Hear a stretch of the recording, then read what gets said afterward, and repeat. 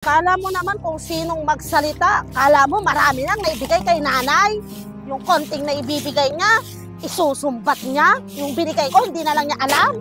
Oh, ikaw, kayabang mo na. Akala mo kung sino ka. Eh, totoo lang naman na konti yung nabibigay mo. Kumbaga sa binibigay ko, doblehin mo. Kaya dapat lang ipagmalaki ko yon. Kahit na, hindi dapat na i-chismis mo pa ako. Dahil parehas tayong may obligasyon, parehas tayong anak. Ano nga magagawa mo? Eh, wala akong trabaho. Totoo lang naman yung mga sinasabi ko kasi mayabang ka na. Hindi mo ba alam? Ang dami-daming kinikwento si nanay tungkol sa'yo. Ano?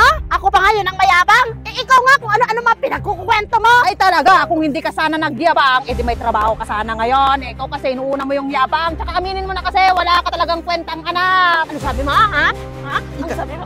Ah, ikaw ang wala kwentang anak. Sumusobra ka na talaga. Sobra ka na, ha?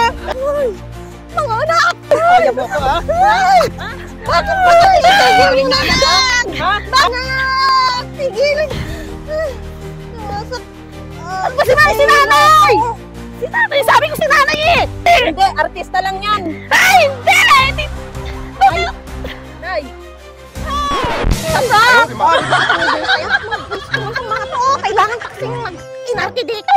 Sige, matagargardak ng karatang, wag na kayong magbigay kung pag-awayan nyo lang ano.